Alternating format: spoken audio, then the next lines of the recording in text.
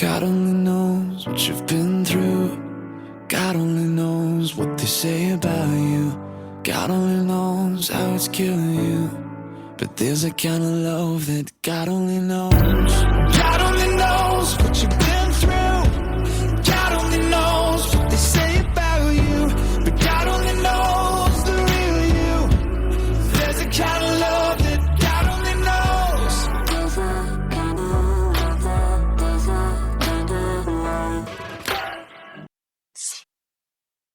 Welcome to the 38th episode of Your Journey is Not Over. My name is Tanya Pearson Randolph.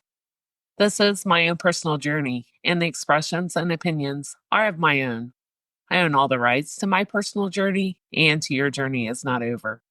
Neither are to be used, copied, or edited in any way without my consent. Before I continue on my journey, I do want to say I was never proud of my behavior that day. I mean, who in their right mind would pull such a stunt when my freedom was at stake anyway? I could have easily sealed my own fate, sabotaged myself, had it been anyone different sitting behind that desk that day. The chief had all the power to change my whole path, my whole fate. He made the decision to let me go home, and I'm still so grateful to this day. Not to jump ahead in my journey, but just a couple years later, I got a job at WIPB, Channel 2. It's our public broadcasting station. And I worked there as a second job for almost 3 years. So during those 3 years, I had the pleasure of meeting the who's who of our city. And of course, you already know, I'm friendly and I'm very personable, no matter who they are. All the way from the CEOs, the doctors, the lawyers, and the most exciting for me was the chief of police.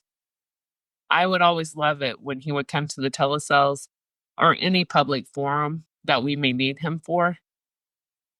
He would always greet me with a smile and a hug and a kiss on the cheek.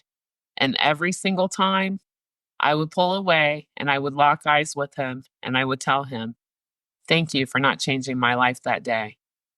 He would always tell me that I was unforgettable. He hasn't been the only person to ever tell me that. Nobody had the spunk I had or the nerve to kick in his office door. And he would always laugh. I do remember one particular time that we were having our yearly telecell, which is huge. So again, the who's who was all there. I was socializing with everyone, and the chief called me over to his group, which, by the way, included the mayor of our town, whom I adored and was very close to. He was like a father figure mentor to me. And there were a couple other men standing there too, attorneys in our town. So I walk over to them, and the chief proceeds to tell them exactly how he and I met. I wasn't proud of it by all means. And yes, they were all shocked. Remember, I'm known as the friendliest and the nicest girl to everyone, and very few people had actually seen that side of me. The chief got to see that side that day, without a doubt. So he proceeded to tell all of them that one day I would be on the police department, that he liked and respected how I handled myself, the nice side of me and the way I communicate with people, and the no nonsense side of me, the way I tell it like it is. I always have. I'm just a lot softer now than I was then. Honestly, I remember being so relieved and thinking I was so glad he showed me grace. And instead of holding me to the first time we met, the first impression that was supposed to last a lifetime, he had, over a period of almost 3 years, gotten to know who I was becoming. And I was honored that he thought enough of me to think that one day I would be on the police department. And yes, years later, I was offered many positions. But, there's that magic word, right? But, my fear of guns, at that time, held me back from any job that I would be required to carry a gun. Again, honored completely. And I have to say that it was and is amazing that the people that we meet along our journey, I call them God's angels. Again, nothing happens by coincidence. Everything happens the way it's supposed to. And we meet people, again, along our journey. And whether it is good or bad, I like to say the good definitely outweigh the bad. But the good are treasured memories, and the bad, well, sadly, they are lessons. The people along our journey help shape us into who we become. Had the chief have made a different decision that day, my whole life could have turned out completely different. I might have taken a lot of different paths, a lot of wrong turns. Again, I call it grace. He and I would remain really close friends until he passed away. Nothing but respect, and I will forever be grateful to him. So I'm home. I'm back to work at the dairy bar, and I'm back to school. It was my freshman year. I was a small fish in a big pond, and it's inner city schools. Don't forget that.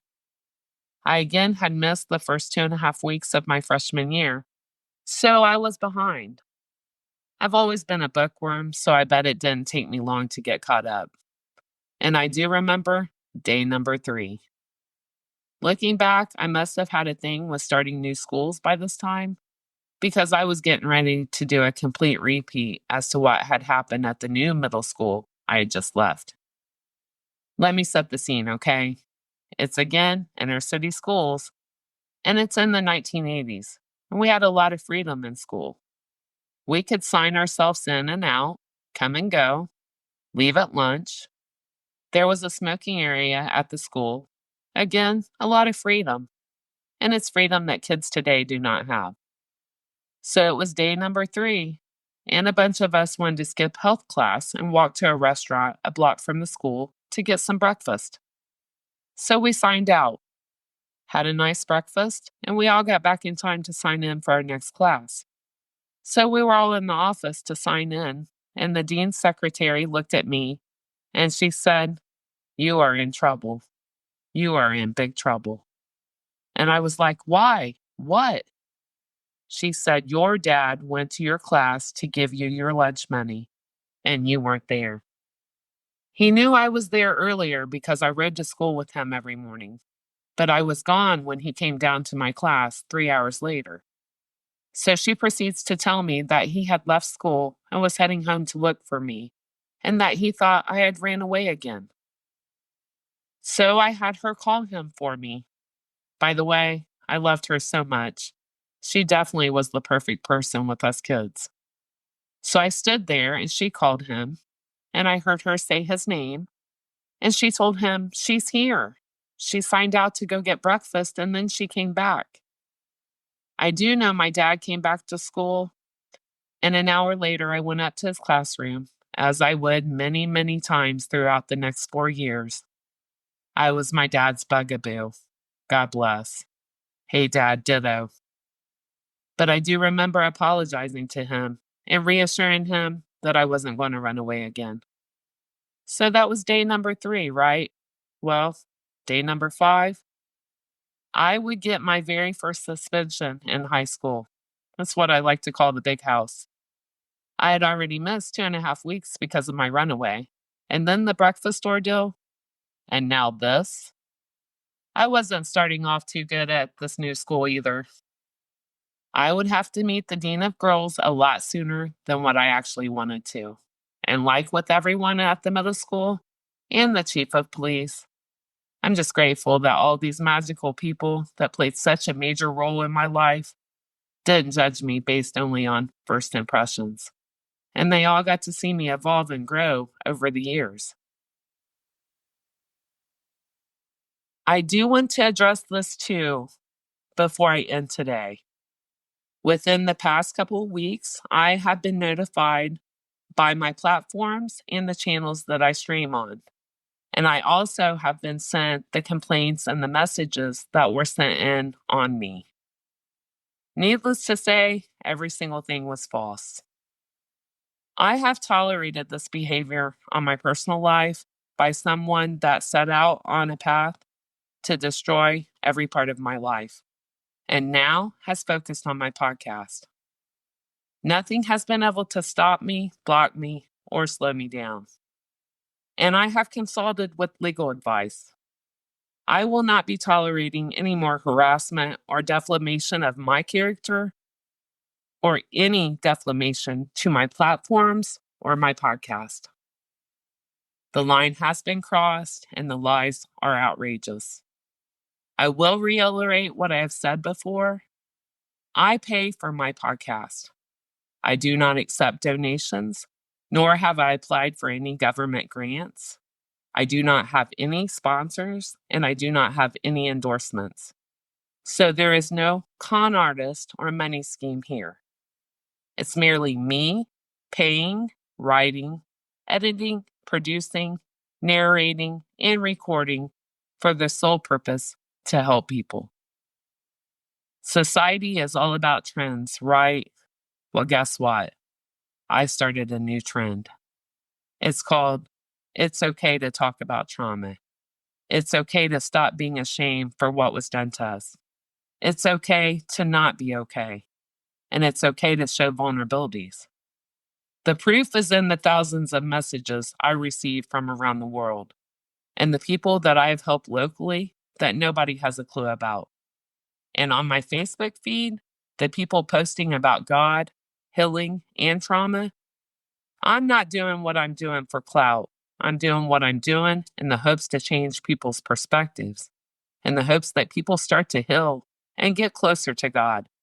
And I hope people actually get to experience what life is like when you no longer have to live in that flight or fight mode just to survive. I have to say, coming out of the flight or fight mode for me for the first time ever in my life, it's been a whole new world. It's just so much more enjoyable, and it's relaxing and trusting that no matter what, God's got me. He's had me my whole life. And just like my grandma always said, the devil will creep in through a crack. Well, there aren't any cracks in my armor. This concludes my podcast for today. Everyone, have a wonderful weekend. Please join me next Tuesday. Please listen in. And always remember, your journey is not over. God bless. God only knows what you've been through. God only knows what they say about you. God only knows how it's killing you. But there's a kind of love that God only knows.